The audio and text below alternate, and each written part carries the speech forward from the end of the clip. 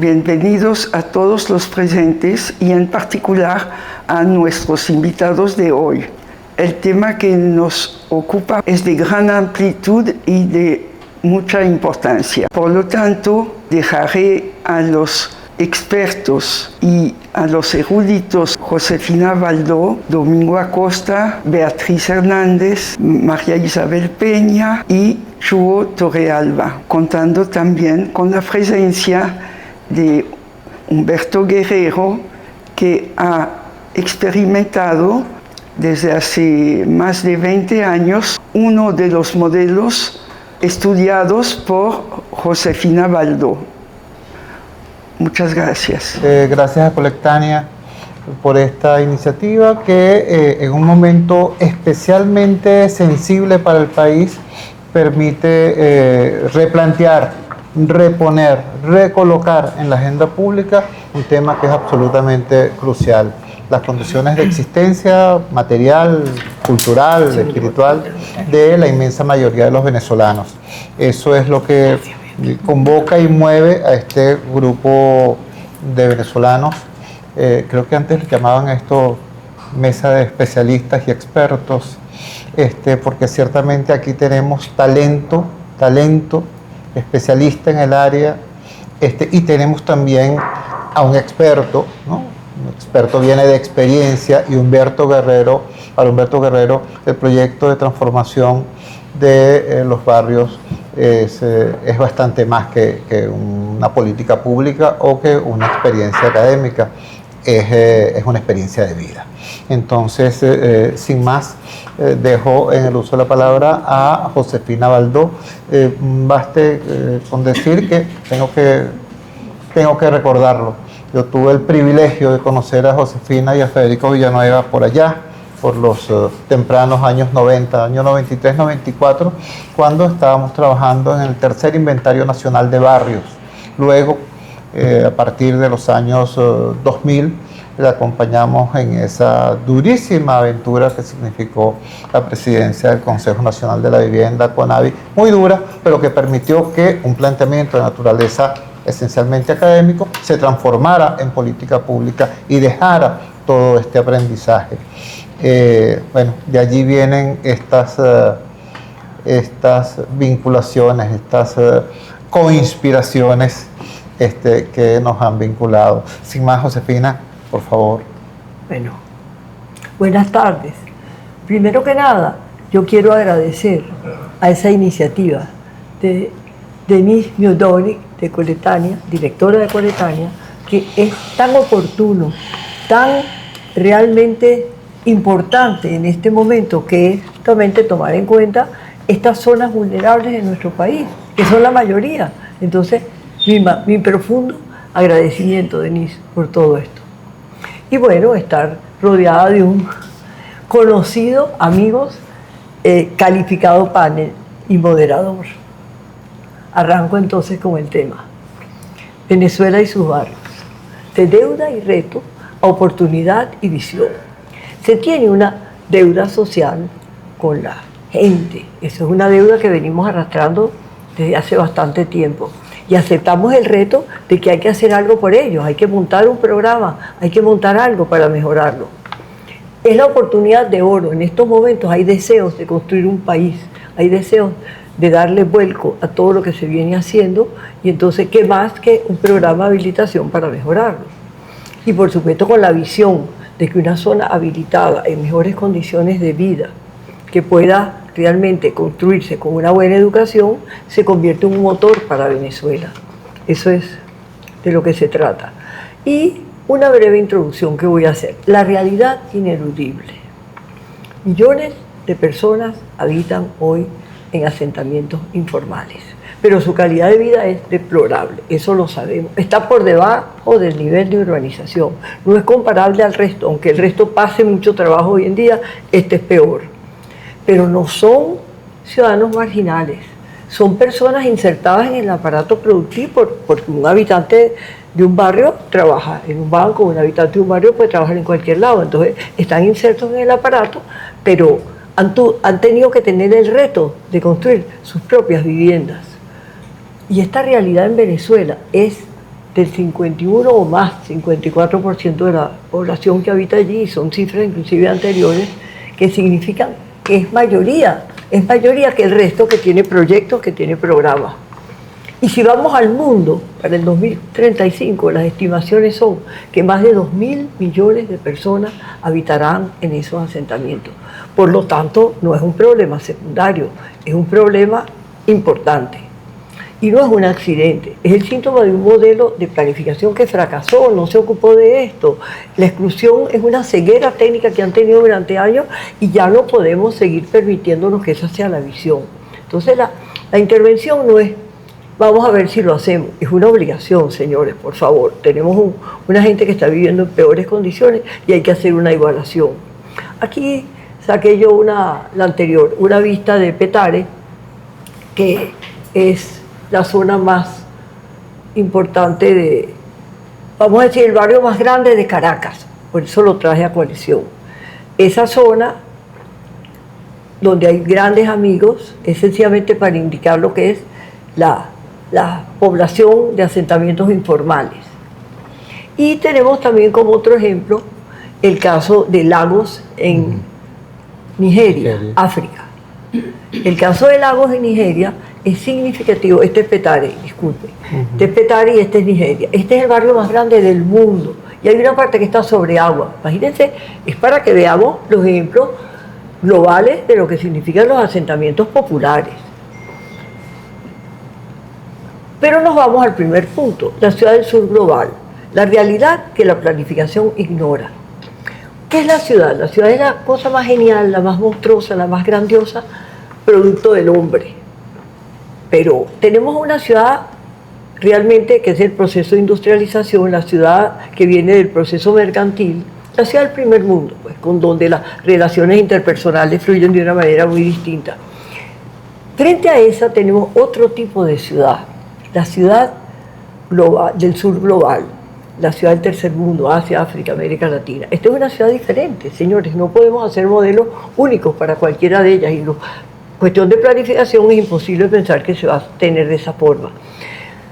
Aquí en esta ciudad global, donde surgen este tipo de hechos diferentes, las normas de habitabilidad no valen, el empleo informal prolifera, y ahí están los asentamientos precarios, el tema que nos ocupa hoy en día, pues lo que estamos trabajando. Y es un territorio realmente del cual hay que ocuparse, porque han crecido vertiginosamente en todo el planeta. Y enfrentan tres flagelos encadenados, producto de este capitalismo periférico donde nos estamos inmersos como tal. Pobreza, por un lado, la informalidad laboral y los asentamientos precarios. Estos tres flagelos los vamos a ver en todas nuestras ciudades y realmente hay que percatarse que no solamente son producto de un modelo, sino que nos hace que realmente tengamos que abordarlo de alguna manera para mejorar las zonas como tal. Es hora de revertir la tendencia, no podemos seguir basándonos en un crecimiento nuevo, nuevas viviendas, nuevos desarrollos. Señores, hay que volcarse a la ciudad que existe. La ciudad que existe están los barrios, asentamientos informales, y están las urbanizaciones populares que construyó el Estado, pero a las cuales hay que ocuparse porque están en condiciones muy deplorables hoy en día. La corriente principal es fijarse en que fue la gente la que construyó gran parte de nuestras ciudades. Cualquier programa de vivienda que no se base en esa corriente es mejor dejarlo a un lado, porque es que fracasa como tal. ¿Cuál es la corriente? Bueno, la corriente es que construyeron sus propios asentamientos, su hábitat, su techo, por lo tanto tienen que ser los doctores del proceso. Ponerlos a un lado es olvidarse de la realidad. Y entonces hacemos la pregunta, ¿los barrios, problema o solución? Durante décadas el barrio fue considerado un problema, inclusive un problema a erradicar, porque para eso vemos que fue un error bien profundo. No nos tenemos que basar, sino todas las erradicaciones de barrios en el mundo han fracasado. Nosotros tenemos una muy clara, la época de Pérez Jiménez aquí, con el famoso 2 de diciembre, bellos edificios multifamiliares, muy bien diseñados. Había que un desarraigo total de la gente que vivía en barrios, montarla allí, pero la gente que vivió ahí donde los construyeron fueron a Petare, ahí están los barrios de Petare. ¿Y qué pasó con estos bellos edificios? Todas las zonas comunes es el gran 23 de enero. Por lo tanto, tenemos que decir que fue más bien un fracaso, no fue una solución. Y además nunca iba para el nivel que más lo necesitaba. Esos edificios iban para capas medias bajas de la población, que es lo otro. Entonces, en Barrio en realidad es la solución autogestionada que el pueblo construyó para tener su propio hábitat, ya que el sistema falló. Aquí, voy a dejar unos segundos para recordar a la bella amiga, gran arquitecto dedicado a los barrios de por vida, la gran Teolinda Bolívar. Vaya, si creía en esto, que había que apoyarse en la gente y cómo lo construyó. Tenía una frase muy linda, que la recuerdo: los hacedores de ciudad. Y así tiene un libro. Bueno, son los hacedores de ciudad, mis recuerdos. Bueno, en Venezuela, hasta el año 2011, la producción popular de viviendas superó con creces lo que hizo el Estado y el sector privado.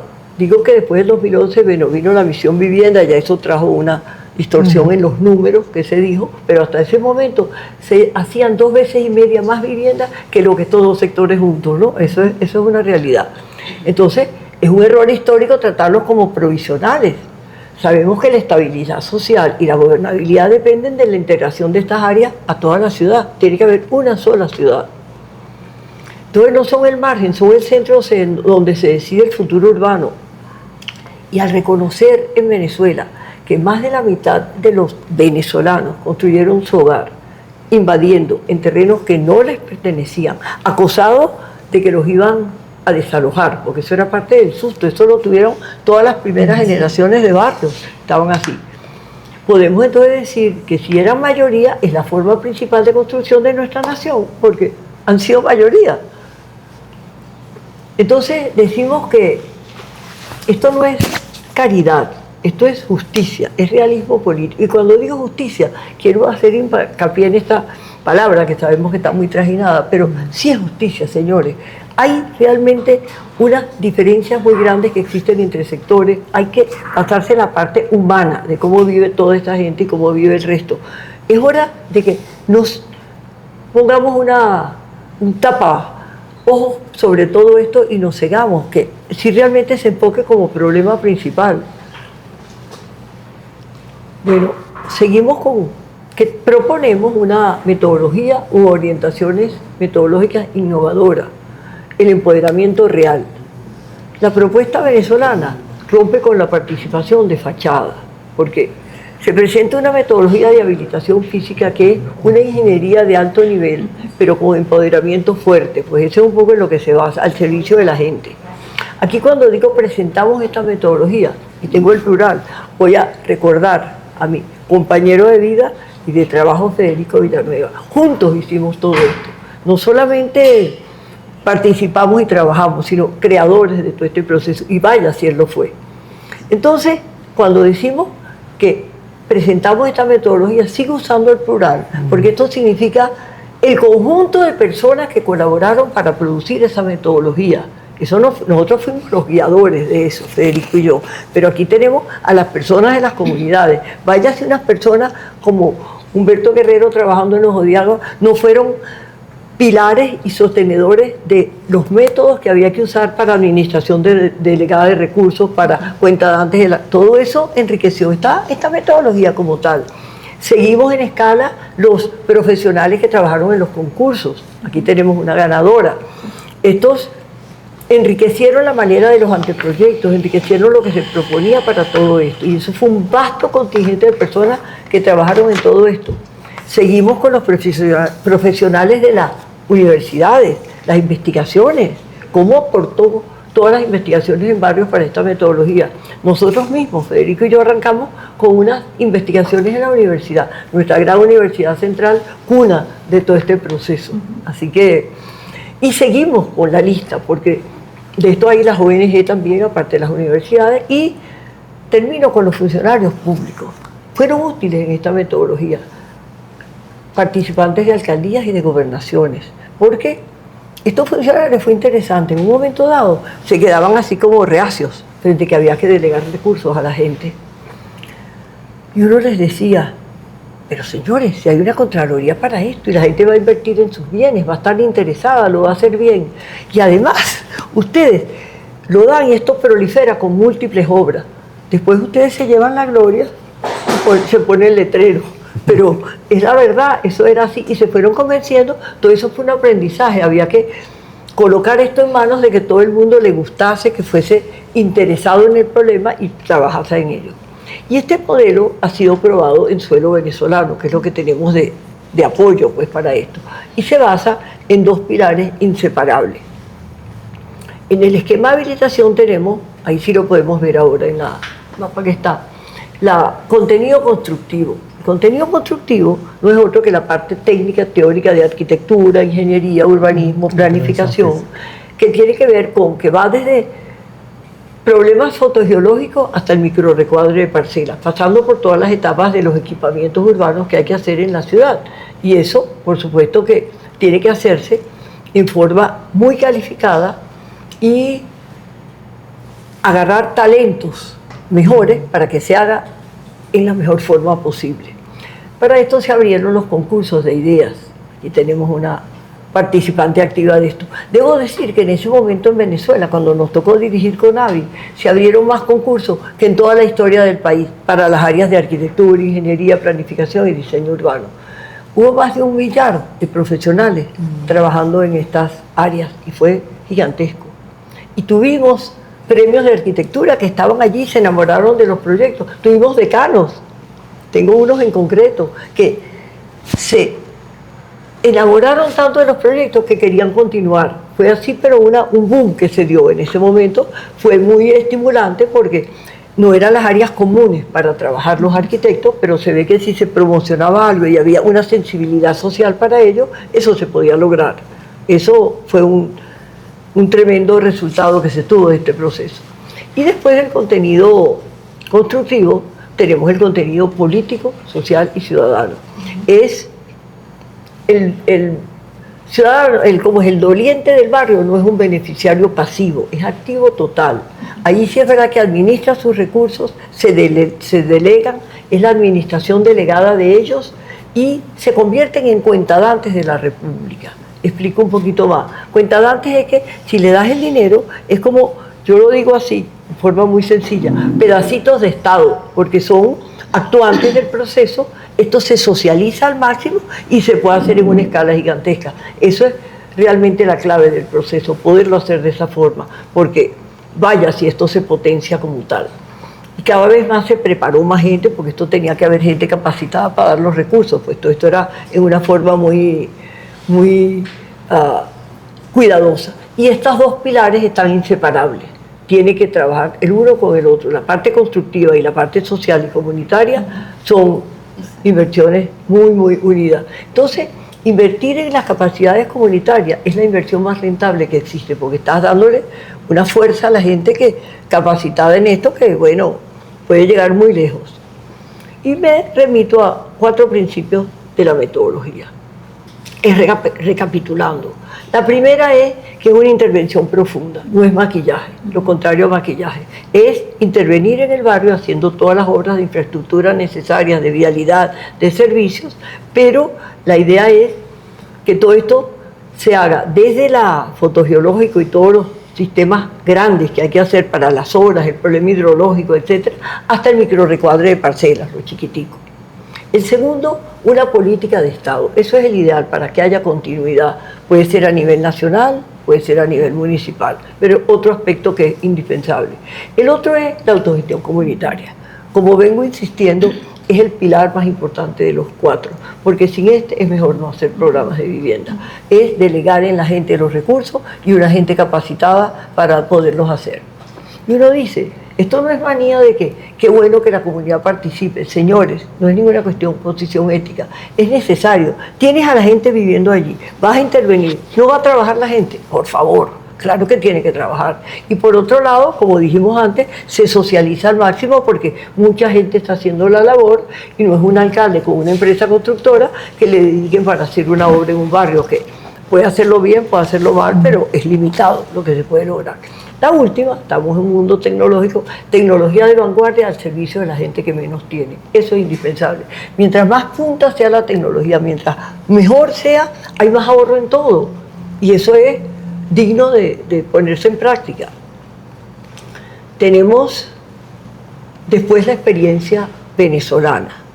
Yo la llamo un gigante dormido porque tenemos tanta obra que se hizo, tantos proyectos, tantos anteproyectos, está dormida esperando despertar para cuando se puede poner en práctica. Y no hablamos desde la teoría, hablamos desde hechos concretos. Hablamos porque esto se hizo en territorio nacional. Si vemos en nuestra propia Venezuela, se pudieron abarcar todo el territorio nacional, en casi todos los estados, abarcando 212 anteproyectos de diseño. Cuando hablo de anteproyectos no es de un barriecito, es anteproyecto de toda una UDU, de varias zonas de barrios, a la escala, para que nos entendamos, de una urbanización. Y eso es lo que es poderoso, porque ahí sí se puede poner los servicios y ahí realmente se puede hacer un bello anteproyecto con todas las propiedades que tiene de vialidad, etc. Y cuando decimos que tenemos una vasta experiencia en estos años 1999-2005, es porque se iniciaron con 247 anteproyectos en todos los estados del país y abarcando, como vamos a decir, 2 millones de personas que se beneficiaron directa o indirectamente. Se llegó a 300, abarcando como 3 millones en segundo periodo, pero este nunca fue un programa a corto plazo para hacerlo en 5 años. Imagínense el descalabro de la economía, cuando se va a inyectar esto con materiales, con obreros, etc. Esto es a 20 años. En un país donde haya continuidad en las políticas públicas, esto tiene que pasar de un gobierno a otro. Esa es la idea, de que se haga así. Y se hizo un estimado para 20 años con, vamos a decir, 13, 15 millones de personas viviendo en barrios. Y sumamos la de las urbanizaciones populares hechas por el Estado, 6 millones y medio, unos 54 mil millones de dólares habría que invertir para llevar eso adelante. Pero eso es bien significativo, porque esos dos programas, esos dos sectores, abarcan más del 80% de los habitantes de las ciudades. Entonces es prácticamente todo, ¿no? Una barbaridad. Y también tenemos como muestra en nuestro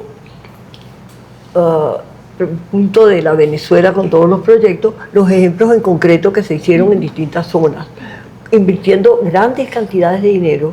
El ejemplo de Ojo de Agua, que Humberto podrá explicar mejor, grandes cantidades de dinero hechos eficientemente, con claridad, con todo administrativamente correcto y un desarrollo pues creciendo, pues como va cuando se hace bien. Esa transparencia técnica es muy importante señalarla. Y bueno, contamos con ejemplos vivos. Voy a empezar con Catuche, porque fue nuestro caso piloto. Ahí empezamos, ahí arrancamos, ahí aprendimos. Fue realmente, es una quebrada, hay un bello anteproyecto, que es el anterior. Y cuando hablo de todo esto, que hay una comunidad empoderada, que además sigue, quisiera recordar al arquitecto César Martín. Murió hace meses, pero fue el alma de Catuche. Ahí lo recuerdan, es increíble. Además, no solamente que fue el alma y trabajó, hizo proyectos, pues no diría arquitecto haciendo proyectos. Él llevó todo esto de la administración delegada de los recursos públicos a la gestión de los barrios. Y de ahí aprendimos todo y seguimos. Fue notable porque pudo hacer tanta cosa que la gente se entusiasmó. Por primera vez se tenía la parte administrativa, la parte de la gente y los profesionales trabajando. Entonces ese trío lograba, bueno, impulsar todo. En esta misma zona quiero recordar al padre José Virtuoso. Todos lo recuerdan por el gran rector que fue de la UCAP. Sí, sé que fue un gran rector, no lo quito, pero yo lo recuerdo por el padre de los barrios. Vaya, si fue. Lo conocí en el año 80, 1980, Federico y yo lo conocimos en el barrio Catuche. Ahí fuimos trajinando juntos todo este proceso. Y él decía, es que sí, tenemos que luchar por una sola ciudad, por una sola ciudad. Y bueno, hizo mucho por los barrios, hizo mucho por la parte de participación popular. Continuó en Caracas, muy pocos ejemplos tengo que poner porque si no, pues no podemos. San Miguel de la Vega. Escojo este porque tiene un bello anteproyecto, un bellísimo anteproyecto que se hizo aquí en Caracas y cuenta con una casa comunal muy linda, porque además esa casa comunal fue el primer Premio Nacional de Obra Arquitectónica Sociocultural del año 2001, imagínense, se ganó un premio, todavía permanece. Aquí reconozco que Matías y Mateo Pinto fueron los autores, pero junto a Federico que hizo la parte del anteproyecto, pero esa casa me entristeció mucho porque era un monumento, una belleza, con la parte de las instalaciones deportivas arriba y abajo tenía otras canchas y los cerramientos son muy, muy hermosos. Pero la habían abandonado y era un depósito de cosas. Hace poco nos tocó transitar por los barrios a raíz de que el libro está por salir para tomar unas fotos actualizadas de los sitios. Yo tenía mucho temor al llegar a San Miguel. Cuando vemos que la casa está viva, full de actividades, eso me complació tanto, porque hay centro odontológico, club de los abuelos, niños para educación, bueno, está llena, o sea que hay que ver la importancia para los barrios, lo que es una casa comunal. Y una casa comunal bien diseñada, y vemos la cosa del buen diseño y del mal diseño, cómo perdura a pesar de el maltrato que le dieron en todo este proceso. Bueno, eso es interesante. Seguimos en la antena en Barquisimeto, los dos ejemplos del interior que voy a poner. Esto es el centro de Barquisimeto. En la vieja zona hay una antena, donde había una vieja antena de radio. Se montó, bueno, trabajamos en ese barrio, hay una casa comunitaria muy bonita, esa la diseñó Carolina Tinoco, el arquitecto, y quería también mencionar, bueno, algo muy bello que existe dentro de la antena, que es un tanque de agua elevado, fue del ingeniero José Adolfo Peña, pero es que eso en el barrio parece una escultura de lo precioso que es. Y bueno, seguimos en el viñedo en Puerto La Cruz, Barcelona, Puerto La Cruz. Ahí está el arquitecto Harry Frontado, que es muy distinto las particularidades de esas zonas planas, porque más bien es un poco denso. Entonces hay que redensificar para que tenga sentido introducir servicios. Hay que redensificarlo. Se hizo un tremendo trabajo, él decía, ya yo no trabajo en barrios sino es con la participación de la gente. Se enamoró de la forma de trabajar así. Y vaya, se continuó. Pararon el programa y él siguió, con gobernaciones y hasta con las empresas petroleras, siguió trabajando en eso. Y termino muy corto de esta parte de los casos, con el caso más avanzado que fue Ojo de Agua. Fue un caso junta, lo llevamos en 2005, aquí está nuestro habitante de allá, y aquí no pretendo que lean esas letricas que están allí, porque son ilegibles, pero es para dar la dimensión de los anteproyectos, de los proyectos y las obras que se han llevado y se han planteado en este momento. Es realmente impresionante que se hubiese hecho tanto trabajo, pero ahí lo más importante fue esa parte social de la administración de recursos, porque se llegó como al punto más alto de empoderarse la gente a administrar sus recursos, rendir cuentas y trabajar bien, ¿no? Pienso yo que eso fue todo un proceso muy, muy claro y evidente que se dio. Bueno, y termino con el último punto, un llamado a la acción, la inversión más rentable, porque esto es lo que tenemos que ahora percatarnos que para eso estamos. En este 2006 vamos a tener la satisfacción de presentar el libro La habilitación de los barrios, principios, historia y metodología. Y le digo que sí, porque prácticamente en una semana va a estar listo. Ya me mostraron unos ejemplos, el machote, exacto, del libro, y está listo, listo. Solamente están en esos cosidos finales, estos remates, y aquí la Fundación Polar asumió esta parte de la impresión y la finalización del libro, pero tengo que recordar a mi gran amiga Denise Miodove, que contribuyó en el libro en dos momentos cruciales. Al inicio, cuando estábamos, sitio en sitio pidiendo recursos, la cosa más difícil, Domingo lo sabe porque tuvo la experiencia de un libro así,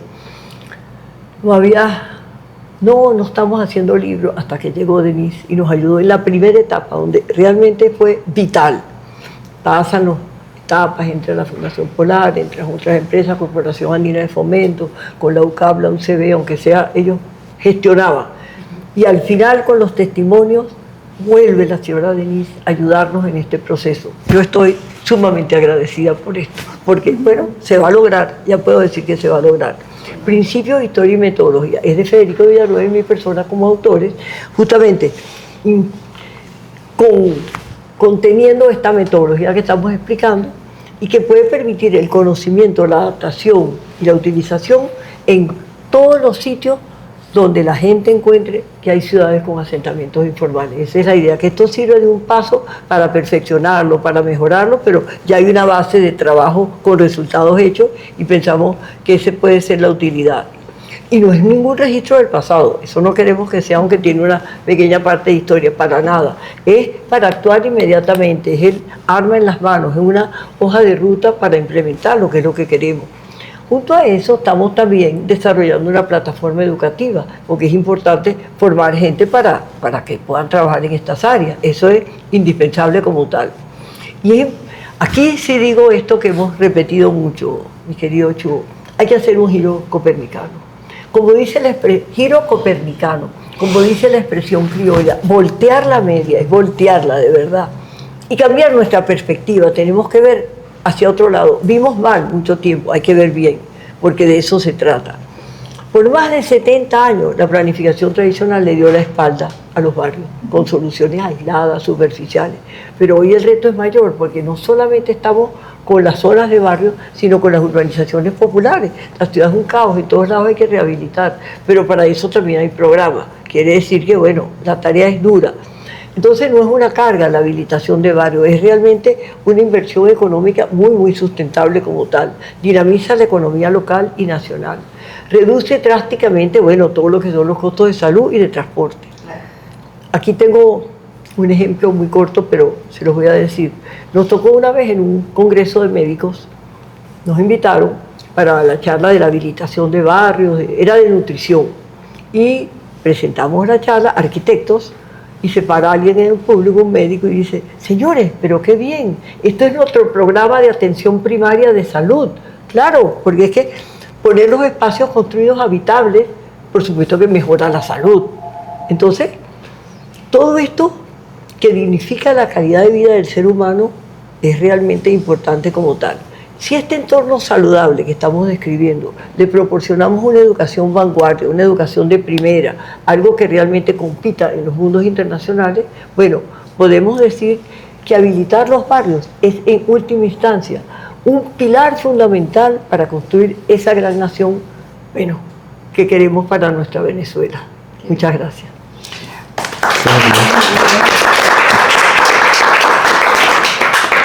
Muchísimas gracias a Josefina Baldó, repito, especialista, arquitecto, investigadora y gerente, ¿no? Gerente pública, una persona que junto con Federico Villanueva, construyendo equipo, lograron cosas muy importantes y siguen lográndolas.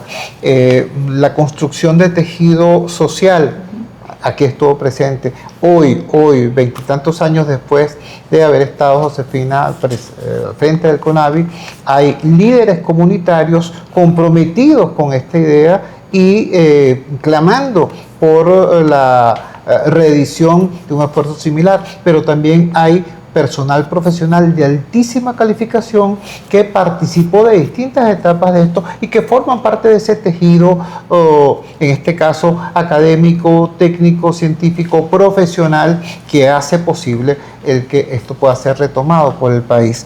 Y una muestra de lo uno y lo otro del tejido social y del tejido profesional lo tenemos en este encuentro que por cortesía pues, de nuestros amigos de Colectania es posible. Escuchemos ahora a Beatriz Hernández.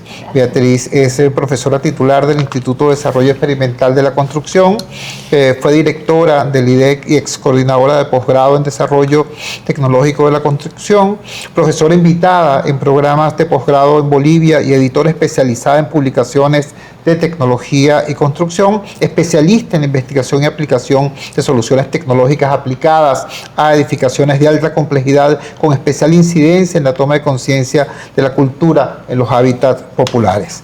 Beatriz, te escuchamos. Bueno, muchas gracias y muy complacida escuchando la ponencia o la explicación y esta presentación de Josefina, porque bueno, ella dio una vasta experiencia que la llevó a la universidad y traspasó, y yo lo que recojo es toda la incidencia por la cual yo me metí tiempo después.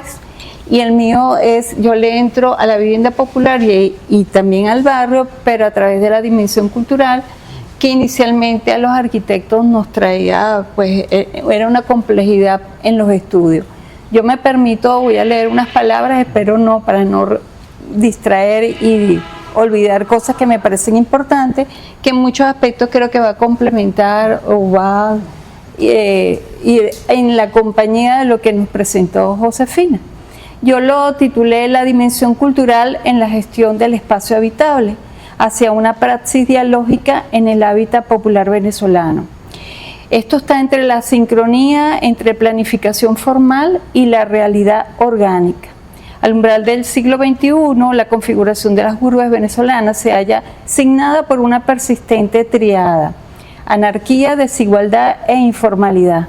Lejos de ser contingencias aisladas, estas irregularidades constituyen la expresión material de la inoperancia y la incoherencia de los planes de gestión formal en materia de habitación y urbanismo. Existe una desconexión estructural entre la intervención del Estado, ente rector de la planificación, y las comunidades de los barrios populares, quienes ejercen una presión socioeconómica fundamental que la gestión espacial debe atender prioritariamente. La dimensión cultural en estos asentamientos demanda una hermenéutica, una comprensión del factor social, así como el sentido de apropiación y convivencia de sus habitantes, elementos que históricamente han sido omitidos en los marcos conceptuales del diseño y la planificación urbana tradicional. Entre el fracaso del modelo del trasplantado y el conflicto de las temporalidades, el discurso arquitectónico formal ha eludido la confrontación con las lógicas constructivas y los modos de vida que emandan del dinamismo cultural del barrio. Estas viviendas no son meros objetos tectónicos, son espacios de vida que proyectan significados y valoraciones ancladas en la experiencia existencial.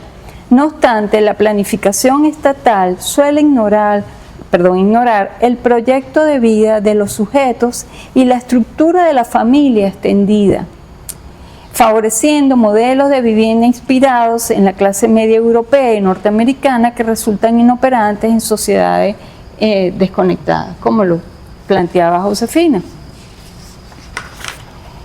Esta desconexión genera un conflicto de temporalidades de la arquitectura, como lo mostraba la doctora Yuraima Martín, hija de César, a partir de su experiencia en el consorcio Catuche, denominada como un choque entre la hora o lógica apriorística del Estado, centrada en el producto inmediato, y la dinámica evolutiva de las comunidades. Como consecuencia, el habitante adjudicatario, en el caso que sean viviendas ya terminada, experimenta una conexión confusa con los referentes de diseño original, viéndose impelido a procesos de adaptación, reacomodo y reinterpretación para acoplar su identidad a una espacialidad originalmente ajena. Estos ejes estratégicos para la gestión integral del hábitat dieron unos resultados cuando yo desarrollaba el trabajo doctoral, donde se trabajaron 4 unidades de análisis en el, vamos a decir, en el eje central de Venezuela. Se trabajó la urbanización Menca de Leoni en Guarenas, Estado Miranda. Se trabajó la urbanización La Mora, eso es La Victoria, Estado Aragua. Luego se trabajó en la urbanización Matada de Coco, eso es Ocumare del Tuy, eso es Miranda, perdón. Y también se trabajó con, ¿quién me falta? Me falta uno. De los 4 que nombré, bueno, Base Sucre, eso es Tapatapa en Maracay. Eso porque íbamos viendo los años de construcción y cómo se había desarrollado esas urbanizaciones, y además de entrar en entrevistas, estuvimos estudiando los 4 años, y durante esos 4 años íbamos al barrio también, un poco para ir viendo cómo era esa organicidad que se daba justamente en los urbanismos populares y qué era lo que había en el barrio, un poco para entender todo lo que estaba ocurriendo. De ahí salen 3 pilares que los sintetizo rápidamente y que son necesarios de tomar en cuenta. Primero, el fortalecimiento de las políticas del Estado para garantizar un marco institucional sólido, que es imperativo, tal como lo asomaba Josefina, donde se debe impulsar la descentralización, otorgando un rol protagónico a la gerencia local para una atención más directa y eficiente, estructurar espacios de concertación desde la fase del proyecto, donde converjan las organizaciones de base, los futuros habitantes y los representantes del Estado. Se debe garantizar el acceso a la propiedad mediante mecanismos de financiamiento adaptados a las realidades de los adjudicatarios e integrar modelos económicos alternativos, reconociendo y formalizando las modalidades espontáneas de ahorro y construcción que surgen en los sectores con dificultades habitacionales. En el segundo pilar, criterio, tenemos los del propiamente diseño arquitectónico, donde es necesario responder a la dinámica social con flexibilidad espacial, diseñar estructuras que permitan la adaptación y expansión física conforme a la evolución y crecimiento de las familias en el tiempo, la planificación participativa, incorporar a los futuros habitantes en los equipos de diseño y construcción desde las etapas iniciales de los proyectos locales. La vivienda de crecimiento progresivo, que la estudiábamos con Federico Villanueva hace 50 años, que tenía muchos escritos, implementando un enfoque de construcción evolutiva que permite integrar gradualmente los modos de vida de los residentes mediante un proceso dialógico. Y la sincronización de procesos, alinear las etapas de producción de la vivienda con el nivel de criterio, organización y participación de los actores involucrados. Y tercero, la innovación y el desarrollo tecnológico, porque es el área en el cual yo me desarrollo en el Instituto de Desarrollo Experimental de la Construcción, donde se deben trabajar tecnologías apropiadas, seleccionando sistemas constructivos que sean cónsonos con el nivel de desarrollo de cada localidad y de fácil adquisición para sus habitantes. La modularidad, priorizando el uso de componentes que puedan ser incorporados a la vivienda de manera incremental o por etapas. Tiene que haber una gestión del conocimiento, asegurando que cualquier innovación tecnológica sea comprendida y aceptada por todos los actores desde el inicio para garantizar su correcto mantenimiento en el futuro. Y la diversificación de la oferta, expandir el uso de las tecnologías de vivienda crecedera y espacios compartidos hacia sectores de mayor poder adquisitivo, algo que yo explicaba en alguna oportunidad, donde llegamos con las innovaciones al barrio y no es lo adecuado. Eso hay que implementarlo previamente en otros, vamos a llamar niveles, que se comprueban para después trasladarlo al barrio. Y eso era lo que no hacíamos. Bueno, ya como último pilar que voy a conversar, me parece importante que yo traiga brevemente, con conclusiones muy sintetizadas, los trabajos que hemos realizado posterior a este desarrollo del doctoral, porque se nos abre en el instituto una nueva línea de investigación que se llama Tecnología y Cultura. Y a partir de ahí empezamos a trabajar con los arquitectos e ingenieros desde esa visión donde ya no podemos tener la tecnología puramente entronizada para llegarle a beneficiar a las comunidades populares, pero previamente tenemos que saber qué protocolos tenemos que utilizar para poderlo implementar.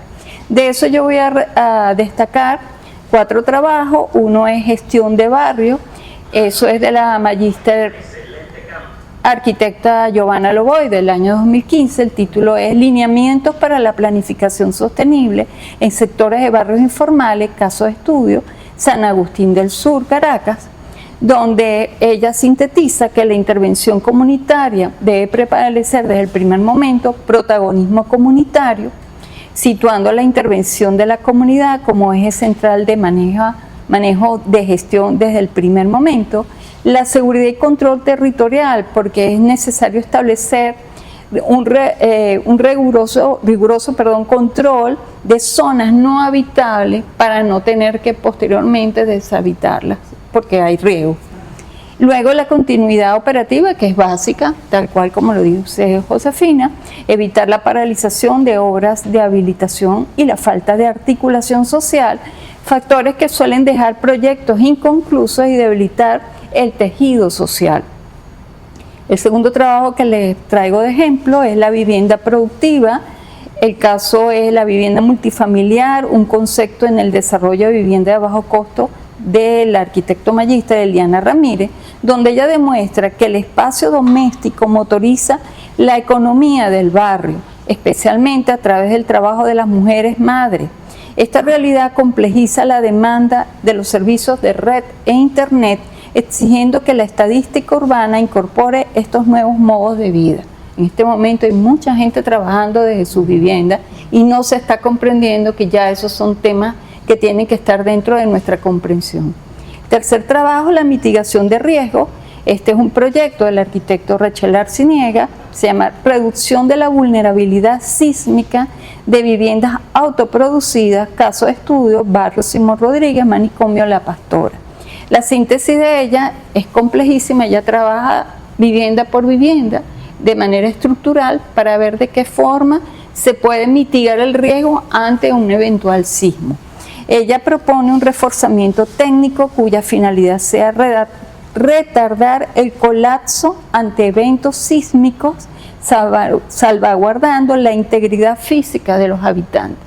Parece una cosa así como cómo contribuimos con tantos miles de viviendas que no tienen estructuras continuas, para nosotros tratar de evitar que haya un colapso nacional ante un sismo fuerte. Bueno, son sectores que hay que ir estudiando para irlos reforzando. Y finalmente, ya con esto ya cierro, la integración de las tecnologías constructivas, un proyecto que está actualmente llevándose a cabo del arquitecto Eliezer Coelho, donde es la integración de las nuevas tecnologías que en muchos casos para mejor rendimiento, en durabilidad y mantenimiento debe contar desde el inicio con la apropiación social. Aquí estamos transfiriendo lo que hemos hecho en el instituto y que se ha quedado engavetado. Ahora sí vamos directo a las comunidades porque siempre se pensaba que teníamos que pasar por procesos industriales intermedios. En este momento lo que se está es aprobando trabajar directo con las comunidades a ver hasta qué nivel se puede llegar. Hay un antecedente muy importante que es el de la urbanización La Esperanza, en el barrio Nazaret, que Esther Wiesenfeld en el año 95 lo levanta. Ahí hay 37 edificios que construyeron sus propios habitantes. Ese es un antecedente demasiado importante cuando tenemos que estudiar cómo ellos vienen a la Facultad de Arquitectura y al equipo de psicólogos de la universidad, piden ayuda y junto con un financiamiento en ese entonces de la Gobernación de Caracas, logran llevar a cabo, trabajando constantemente hasta lograr los 37 edificios que aún están en pie. Para cerrar, es un colorario: el reconocimiento de la otredad. En conclusión, la sostenibilidad urbana no puede concebirse desde campos profesionales desconectados de la organización comunitaria. Es imperativo apoyarse en las redes sociales de parentesco y vecindad, reconociendo en ellas la verdadera demanda integrada del desarrollo.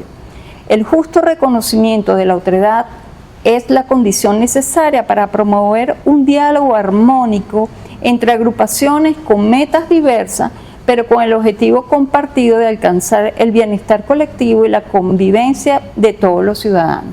Bueno, gracias. Gracias. Gracias a ti. Muchísimas gracias a Beatriz Hernández. Quiero destacar, dentro del conjunto de tantas cosas importantes y ricas que planteó, que incorpora Beatriz, ese hilo conductor entre el planteamiento de Josefina y el aporte de Beatriz, que es el tema de lo que Beatriz llamó la razón dialógica, para ser posible, para ser viable este tipo de desarrollos. Nos lo explicaba Josefina antes, decía, si es la gente, si es el ciudadano, si es el habitante, el actor fundamental en la construcción de vivienda, el más eficiente en la construcción de vivienda en el país, si fue capaz de producir más viviendas que el Estado y la empresa privada juntos, entonces, ¿qué esperanza de éxito puede tener un proyecto de intervención que ni siquiera dialogue con ese actor fundamental? Entonces, en ese sentido, Beatriz, te agradezco tanto porque ilumina ciertamente todo este planteamiento. Vamos a escuchar ahora a el arquitecto Domingo Acosta. Domingo Acosta tiene una importantísima experiencia como investigador y docente en la Universidad Central de Venezuela, es referente latinoamericano en diseño sostenible y arquitectura regenerativa, fue galardonado con el Premio Nacional de Cultura Mención Arquitectura 2023-2024 en reconocimiento a su trayectoria y compromiso ético con el entorno. Su práctica profesional integra saberes ancestrales con tecnología de vanguardia, nuevamente el tema del diálogo de saberes, ¿no? Para crear proyectos que superan los estándares de vitalidad y prosperidad urbana. Sin más, el doctor Domingo Acosta. Bueno, para mí es un privilegio participar en este diálogo que celebra la vida y obra de Josefina y su equipo. Somos afortunados de tener a Josefina aquí con nosotros, tan vital y tan bella. Yo voy a hablar de la habilitación de barrios como precursora del diseño sostenible y regenerativo. Eso fue lo que me pidió Josefina. Como primer punto, Josefina evaluó la realidad de la ciudad existente.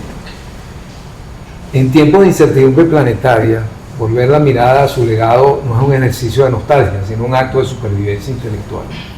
Josefina nos enseñó con una claridad que hoy nos resulta asombrosa, que el barrio no es un accidente ni un margen, ni una deuda, entre comillas, externa a la ciudad, que deba ser saldada con remiendos asistencialistas.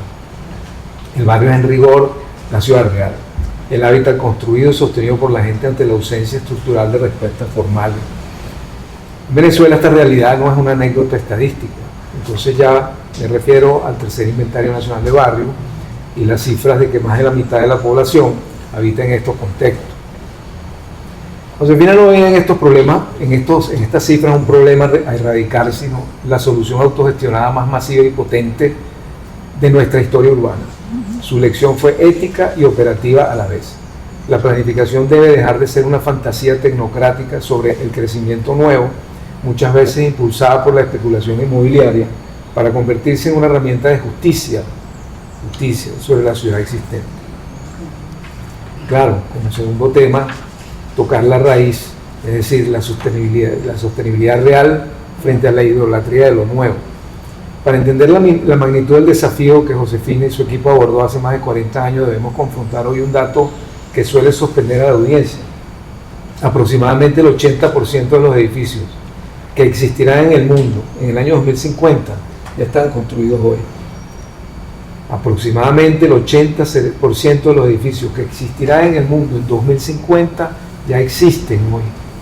Esta cifra desnuda la gran contradicción de nuestra disciplina, de la arquitectura y el urbanismo. Mientras la realidad ecosocial, física y climática nos reclama que el futuro es la rehabilitación, en nuestra escuela de arquitectura sigue predominando un currículo anclado en la idolatría de la construcción nueva.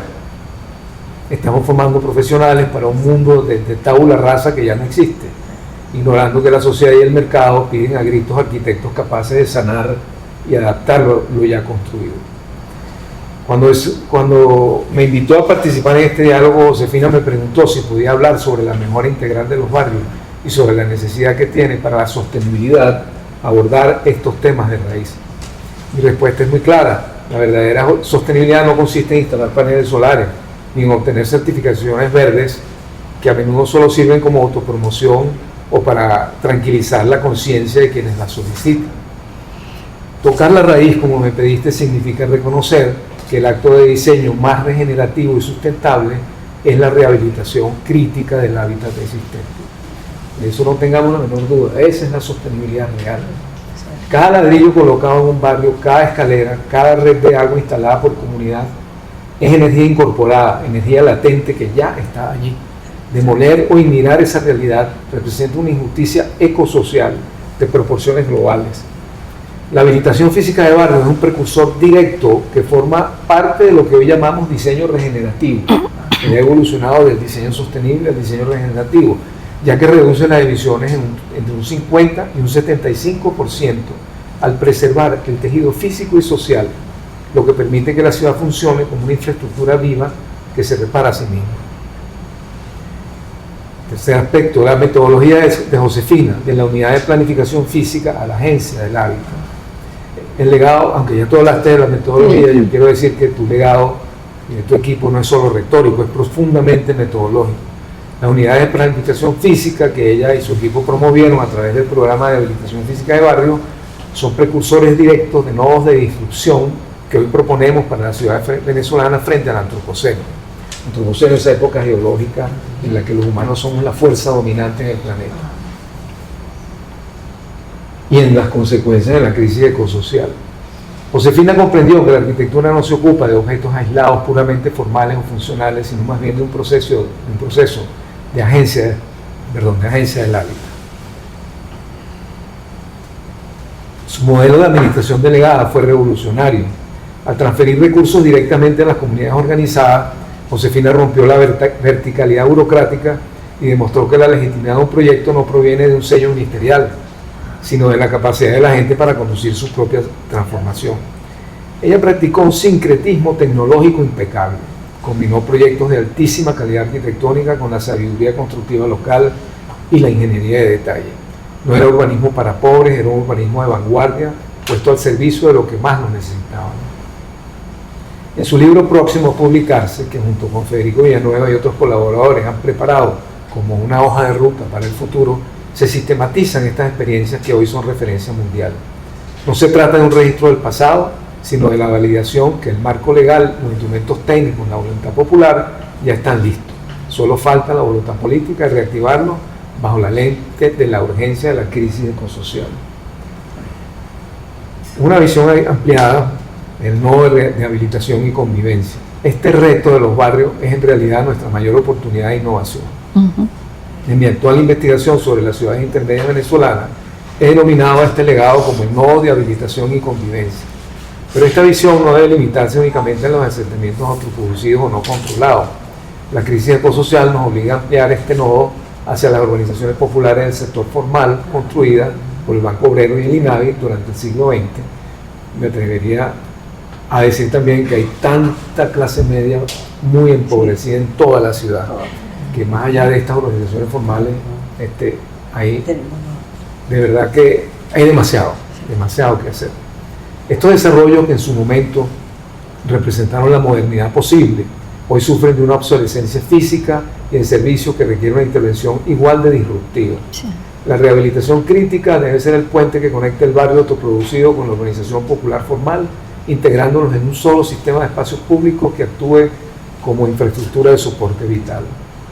Hablamos de transformar estas geografías en corredores de autonomía, ejes de soporte vital que atraviesan y suturan la vasta masa del hábitat popular, convirtiendo los caminos del barrio en arterias de soberanía energética e hídrica, donde el espacio público no sea un simple accesorio, sino el regulador que organice la vida democrática, la captación de agua, la soberanía energética, la adaptación climática. Es allí, en esa escala humana y manejable de la ciudad intermedia y del barrio consolidado, donde la arquitectura recuperará su prestigio e influencia no como constructora de monumentos, sino como sanadora del ecosistema urbano. Para finalizar, el camino a seguir. Josefina Baldó nos dio la brújula y el método para navegar las tormentas del antropoceno antes de que supiéramos que se llamaba así. Ella tocó la raíz del problema urbano cuando otros solo miraban las ramas. Nuestro compromiso hoy ante este homenaje es elevar la rehabilitación a la categoría de prioridad nacional. Debemos transformar la formación de nuestros arquitectos para que aprendan a ver en el barrio, en la urbanización popular y en la ciudad existente el lienzo de la mayor innovación técnica y ecosocial de nuestro tiempo. Josefina nos demostró que es posible tener ciudades donde la gente sea la verdadera conductora de su destino. Sigamos su rastro, que el diseño sea siempre un acto de reciprocidad con la vida y que el espacio público sea finalmente la norma que nos haga a todos sin distinción ciudadanos de pleno derecho.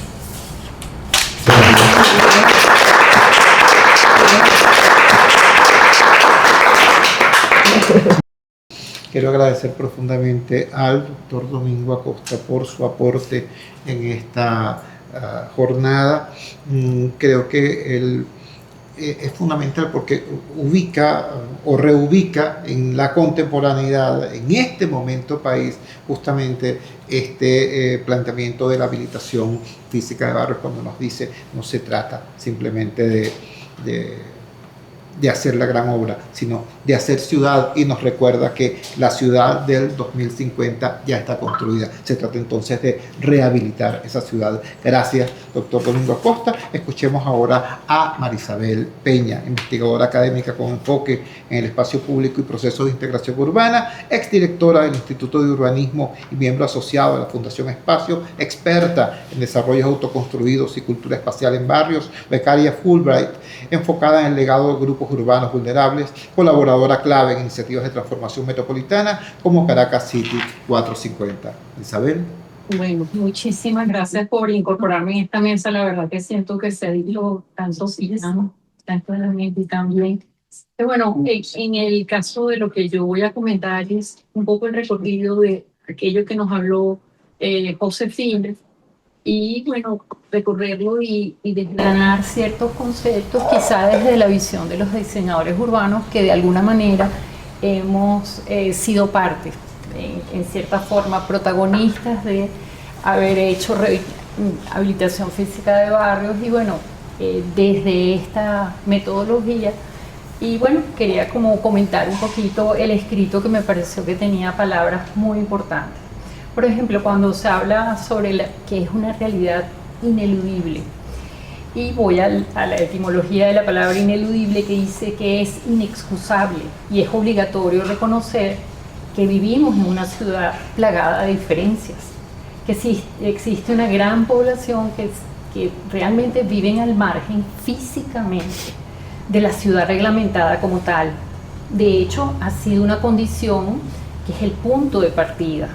Construir sobre topografía sin norma, por considerarse muchas veces inhabitables, ocupar espacios residuales, intersticios indefinidos, y conectarse a través de la cercanía a lo planificado, que lo hace como una condición tangible. Realmente, físicamente existe esa existencia, esa vida paralela a lo que está planificado.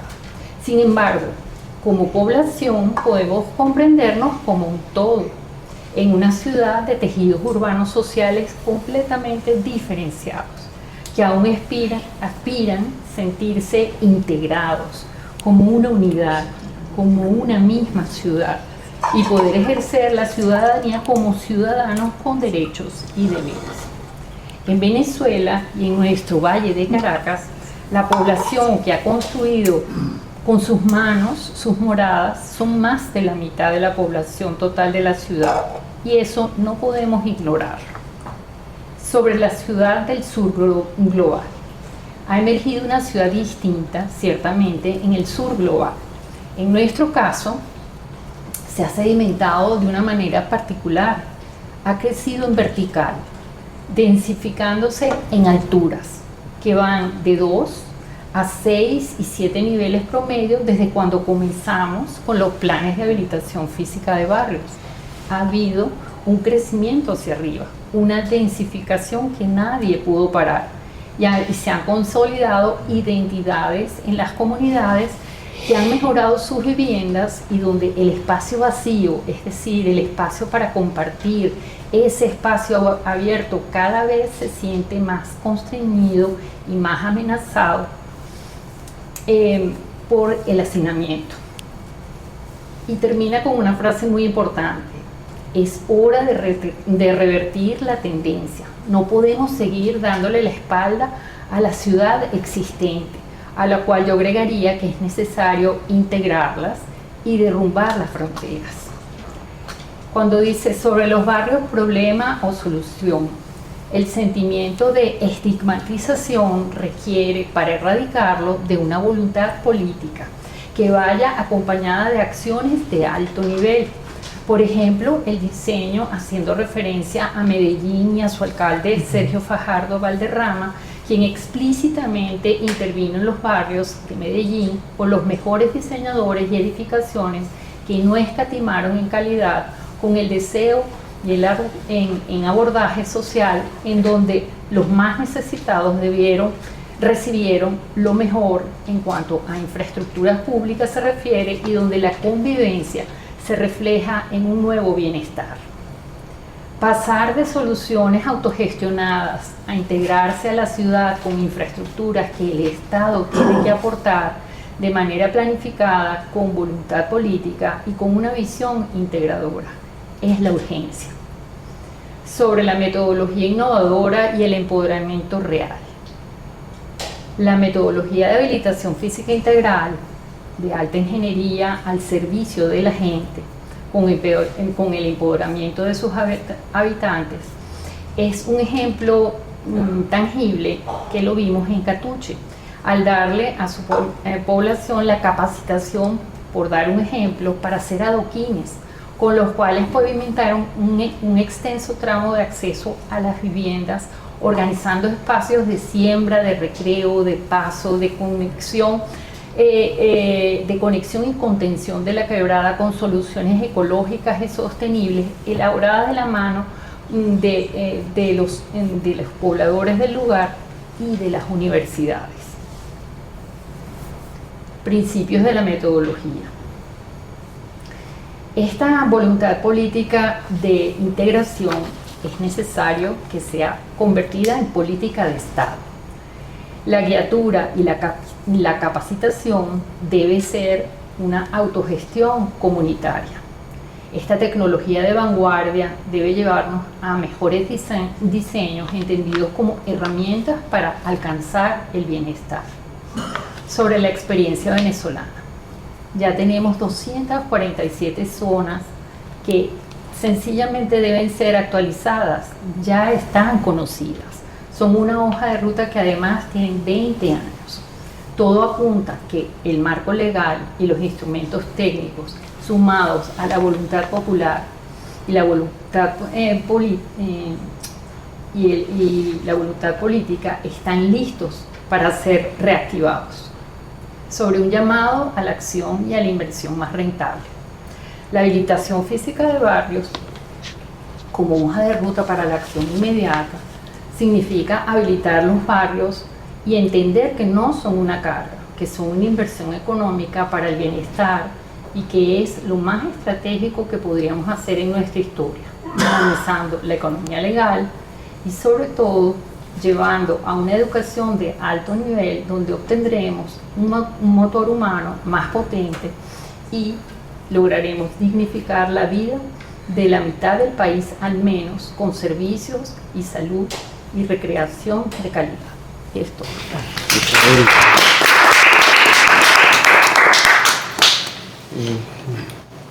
Muchas gracias. No hubiera sido más pertinente ni más oportuno otra intervención que esta tuya, focalizada en el tema de la voluntad política de integración y en la necesidad de colocar la voluntad política en función de este trabajo de construcción de una sola ciudad, justamente como antecedente a la exposición de nuestro siguiente panelista. Repito lo que al principio dije, aquí tenemos, como no, especialistas, talento, pero también tenemos expertos, es decir, alguien que ha vivido esto como experiencia de vida. Es el caso de Humberto Guerrero, a quien yo siento compañero, amigo, cercano, y durante mucho tiempo para mí ha sido un ejemplo de coraje cívico. No estoy hablando de valentía personal, hablando de coraje cívico. Humberto, no ahorita, es un hombre bastante joven, pero hace 20 años era bastante más joven, y hace 20 años en tanto que expresión de esta voluntad de un amplio sector popular que él representaba de manera digna, fue capaz de enfrentarse al poder,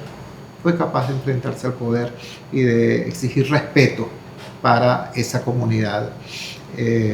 Humberto, no te voy a seguir robando parte de lo que seguramente vas a decir, pero repito, su palabra en esta mesa tiene además ese peso, es vida, ¿no? Es este proyecto, son estas inquietudes, no solamente el planteamiento de Josefina, sino estas inquietudes mostradas por estos especialistas convertido en testimonio de vida. Humberto, adelante.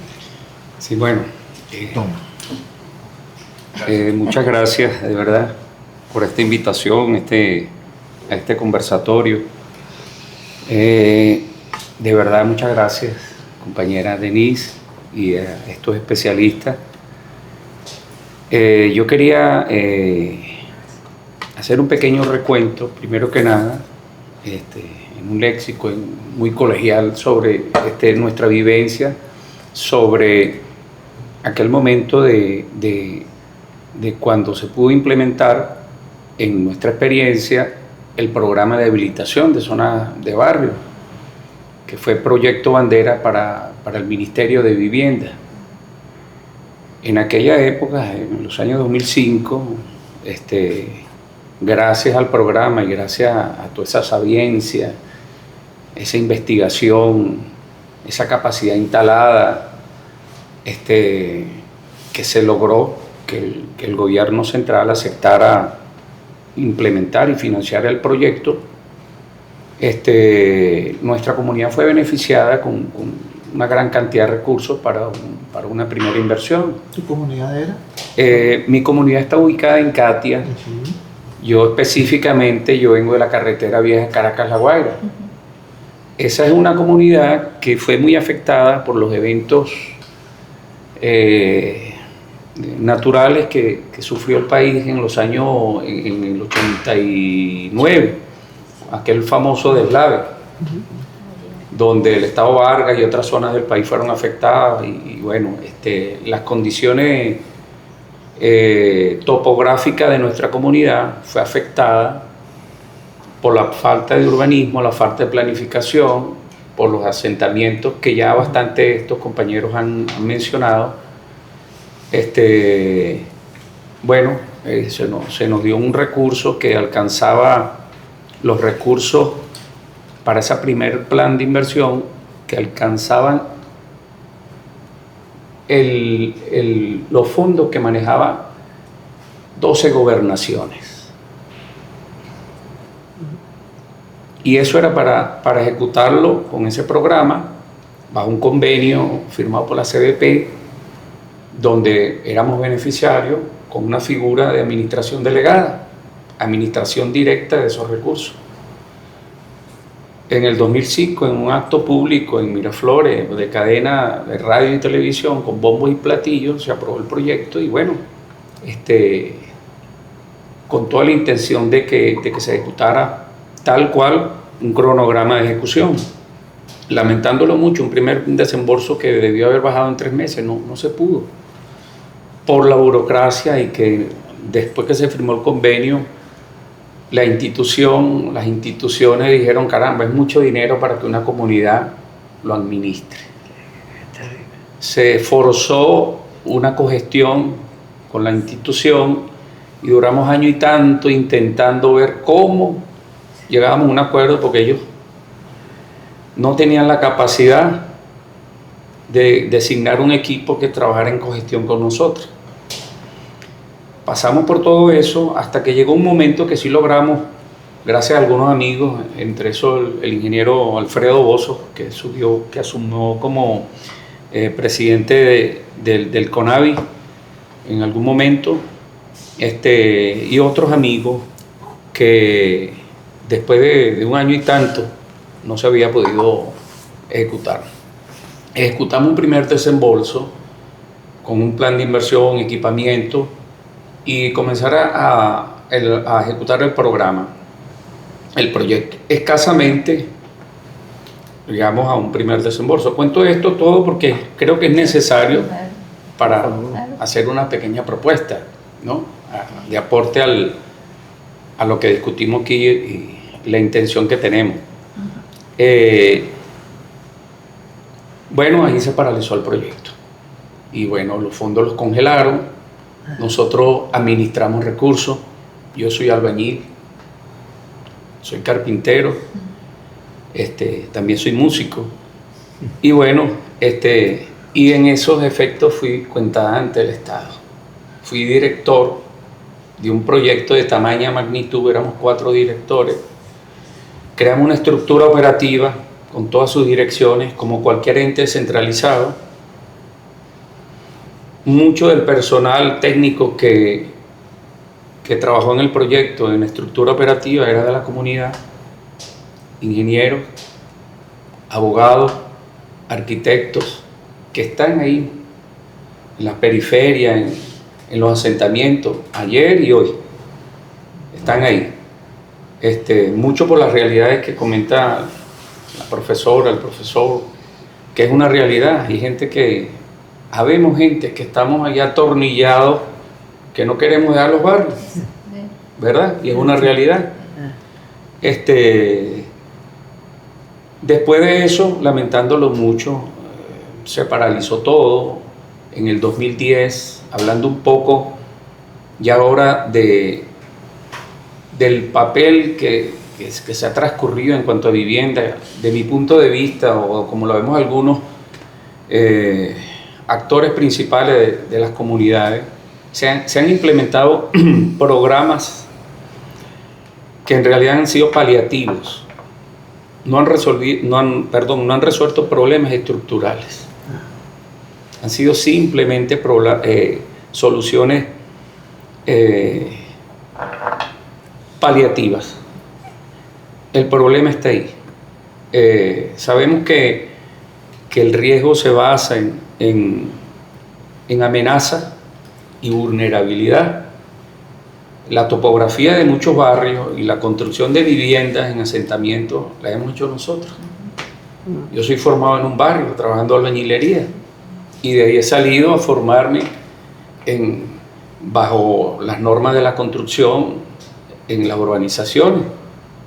Ahí me hice constructor, pero siempre regresa uno a la comunidad, ¿no?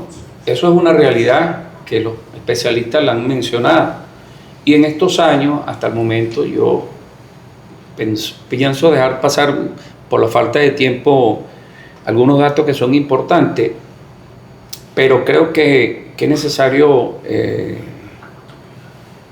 destacar esto. En todos estos años, del 2010 hasta la fecha, se han hecho inversiones inmensas, desde el ente rector o del Ejecutivo al Ministerio de Vivienda, hablando de viviendas. Y en la realidad que vivimos, hay cifras que son ineludibles, ¿verdad? Hay un estimado de unas 4 millones de viviendas, los especialistas sabrán, los estudios saben eso, que hemos construido en las comunidades en 100 años, 120 años. El Estado ha construido en estos últimos años una cifra aproximada de 4 millones y el sector privado unos 2 millones. Tenemos 10 millones de viviendas aproximadamente. Por el promedio de habitantes, que son 4 habitantes por familia, por vivienda, hay más viviendas que habitantes. Hay 40 millones, según esa cifra, hay vivienda para 40 millones de venezolanos. Y los barrios siguen creciendo. Pareciese que hay más población que vivienda. Hay una contradicción tremenda. La respuesta habitacional que se ha dado no ha satisfacido la necesidad de las comunidades. Hay gente que ha salido en zonas de riesgo a un conjunto habitacional construido por el gobierno, pero retorna a la comunidad. Y actualmente, como lo dice el doctor, los asentamientos crecen, como lo dice la compañera también. Las comunidades siguen creciendo, los barrios siguen creciendo, sin ese aporte del ordenamiento. Hay zonas que están en gravísimo riesgo, hablando como ejemplo de mi comunidad. En el estado Vargas se invirtieron cualquier cantidad de recursos para para el plan Vargas 2005-2006 y otras zonas.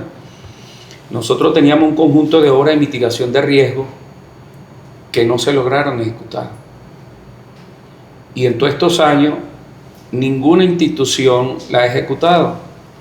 Obras de altísima importancia. Nosotros dejamos para el segundo desembolso 30 proyectos con ingeniería de detalle para ejecutar. Congelaron todo eso y lo engavetaron. Y después vino todo lo demás. Esto lo digo como insumo, sin ánimo de revanchismo ni nada, pero es necesario. Ahora yo veo, desde el punto de vista de alguien que vive en una comunidad popular, que esta iniciativa es necesaria.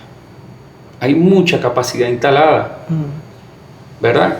Existe un problema estructural en el país, hablando de Venezuela, que está en Latinoamérica, es un problema de los asentamientos, las zonas populares, en las periferias, y es un problema estructural. Y para un problema estructural es necesario una solución estructurante.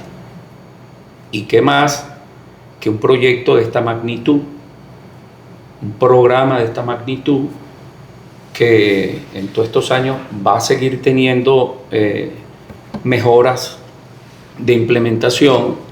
Creo que es necesario que este equipo se fortalezca, que se siga ondeando en el tema, gracias a que las universidades, la Central, la Santa María, quieran retomar de alguna manera esta problemática nacional. Y bueno, creo que se debe instalar ese equipo, se debe de retomar esto por el bienestar del país. No sabemos cuándo hay un evento natural, un sismo. Yo vivo donde está la falla de Tacagua.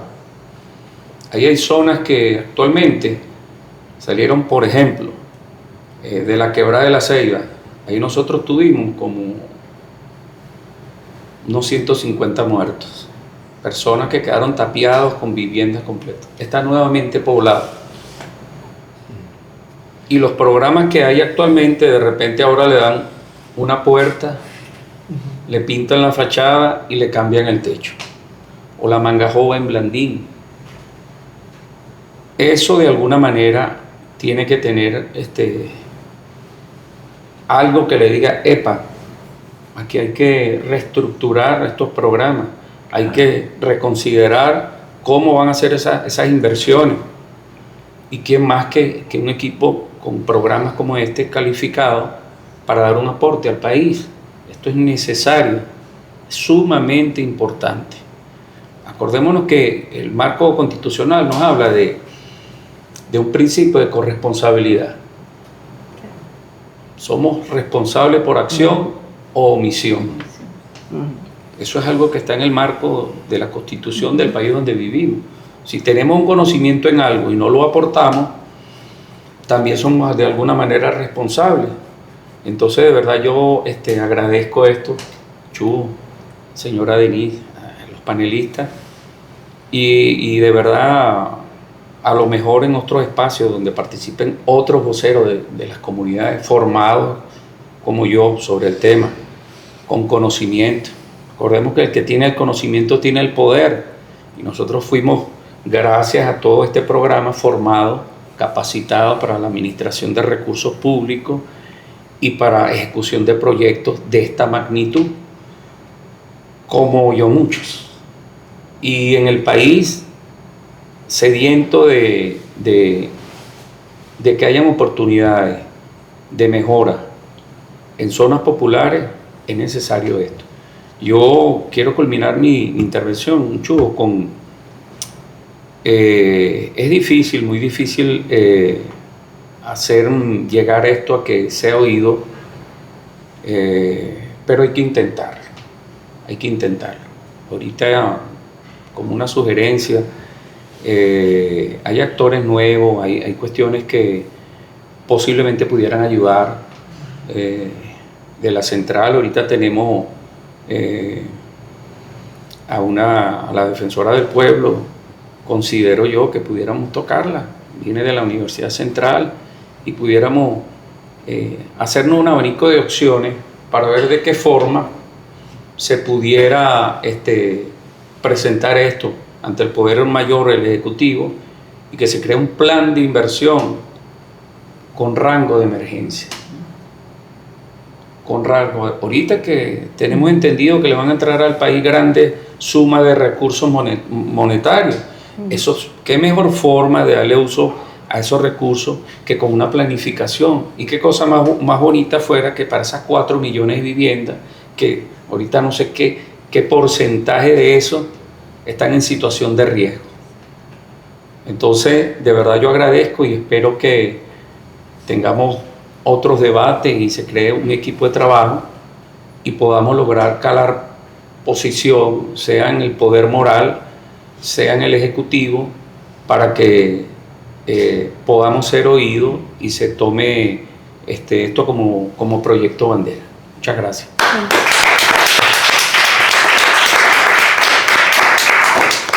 Gracias a ti, Humberto. No te imaginas. Gracias a ti. Qué valentía.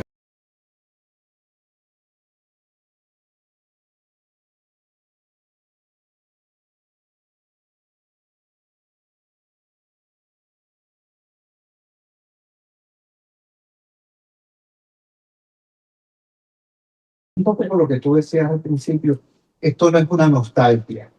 Esto es un tema que tiene que ver demasiado justamente con el presente y con el futuro posible, tal y como lo vamos a ver. Por favor.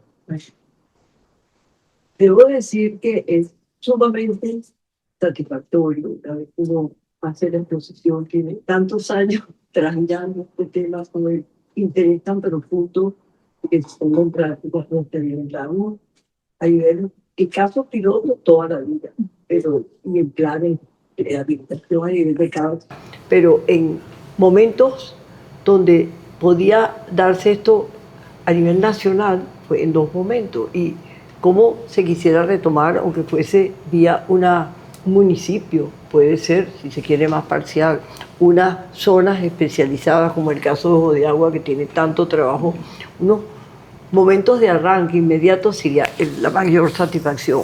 Pero me complace tanto, realmente, es increíble cómo se me ha enriquecido a mí este momento con la intervención. Bueno, mi querido Chugo, que engloba todo y nos conoce hace años, pero oír a Beatriz con toda esta parte tan profunda que habla de los barrios y tiene todo el trabajo que ha hecho con su visión. Mi queridísimo amigo Domingo, que ha hecho aportes sustanciales, no solo con su investigación y trabajo de vida, sino uniéndolo a este problema como la base para realmente tener ciudades que hoy en día sean regenerativas, edificaciones de esa forma.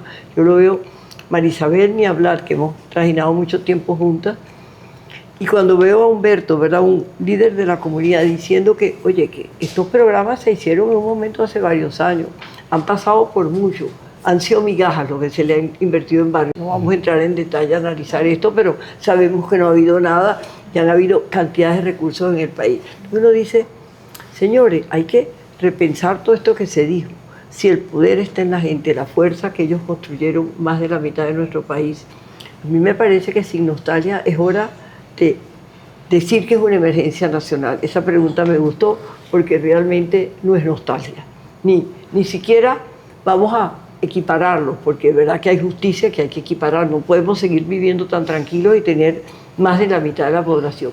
Y viendo lo que es el país hoy en día, sin entrar, hay por lo menos un optimismo en la gente, no entremos en ninguna discusión de otro nivel, pero vemos que hay ganas de reconstruir el país, como dice Humberto, lo dijimos todos aquí, van a entrar recursos, eso sí se sabe que es verdad. Entonces, ¿cómo vamos a tener nosotros? La Venezuela nosotros somos bien pequeñitos en cuanto a población mundial, fuertes en nuestra gente, fuertes en nuestro subsuelo, fuertes en nuestra riqueza, pero somos un pequeño país de un conjunto de habitantes. Si se mejora la calidad de vida, ya tenemos que mejorarla en mucho más de la mitad, porque sabemos que hasta creció la parte que quedó deteriorada. Si mejoramos a esta gente realmente intensamente, porque hay todas las vías, ya técnicamente no hay que inventar más, Y si socialmente se probó y es posible, como lo reitera Humberto, porque sí se vio que es un modelo que hay que implementarlo masivo, pero sí se da. Señores, vamos a tener mejores condiciones de vida para la mitad de nuestro país, porque eso es una fuerza, eso no es sencillamente porque qué bien que estemos todos igual, somos igualitarios, no, es porque podemos construir un país con más fuerza, un motor, eso no es esos lemas que se dan, es realmente, y si le das educación, se come el mundo, como dicen. Entonces, pensemos en eso en estos momentos, porque creo que hay que insistir en que realmente no se puede pensar que se va a construir un nuevo país, una Venezuela con más prosperidad, dejando a un lado a la mitad de la población. Entonces, creo que es urgente ver qué organismos se tocan, qué se hace con más vehemencia, qué declaraciones se pueden dar. Es mi manera de decir cómo agradezco yo esta oportunidad que hemos tenido hoy, señora Denise. Realmente, para mí ha sido invalorable. Muchas gracias. Gracias a ti. Con estas palabras culminamos este encuentro. En mi rol de moderador tengo que agradecer, por supuesto, a Josefina por todo su ejemplo, por haber vertebrado este conjunto de talentos y de aspiraciones sociales y de capacidades técnicas y profesionales. A Beatriz Hernández Santana, a Marisabel Peña, a Domingo Acosta, a Humberto Guerrero, por habernos regalado su sapiencia, su experiencia, su conocimiento y su disposición a seguir construyendo país. Algunas cosas quedaron claras. Por ejemplo, los barrios no son un problema. Fue la solución que la gente fue capaz de construir allí donde el Estado no se atrevió a construir solución alguna, allí donde la empresa privada no le dio demasiada rentabilidad. El habitante del barrio no es aquel pobrecito ser merecedor de compasión o generador de miedo, ¿no? No, el habitante del barrio es un ciudadano que fue capaz de construir ciudad y de construir ciudadanía. Y ese es el foco de este planteamiento, de estos planteamientos que se han hecho. Esto tiene la virtud de que no solamente implica una intervención física, sino que, como bien insistía la doctora Beatriz, se trata también de una intervención cultural, de construir ciudad y ciudadanía. Yo termino mi humilde aporte acá diciendo que yo sobre todo apoyo esta idea, esta metodología, esta aspiración de país, no por sus numerosas virtudes, sino por el único defecto que tiene. Sí, este proyecto sirve para construir ciudad y ciudadanía, pero hay algo para lo que no sirve. Esto no sirve para robar. A partir del principio de administración delegada, esta propuesta de empoderamiento popular, para utilizar una expresión hoy querida por muchos, coloca los recursos de la inversión pública en manos de las comunidades que previamente han sido adiestradas en administración delegada. Entonces, sobre esos recursos ya no está simplemente la mirada de un burócrata y un contratista, no, hay 10, 100, 1000, 10.000 miradas pendientes de la ejecución acertada de esos recursos. Así como, por ejemplo, también en la selección del personal profesional, técnico, académico, vinculado. Antes era el amigo de fulano, el conectado de fulano, ¿no? Aquí se intromitó una nueva metodología, los concursos de ideas, nada más y nada menos, para que el mejor talento pudiera participar, ¿no?, de la implementación de esfuerzos que requerían, ameritan justamente de eso, de la más alta capacidad. Entonces, agradeciendo a la señora Denise y a la gente de Colectania por esta oportunidad de colocar, de reposicionar en el debate nacional estos temas que son temas fundamentales. Muchísimas gracias. Gracias a nuestros invitados por compartir su visión. Espero que estas reflexiones despierten la conciencia de los que nos escuchan y que cada uno aporte su grano de arena para lograr una mejor convivencia y una mejor ciudad. Muchas gracias.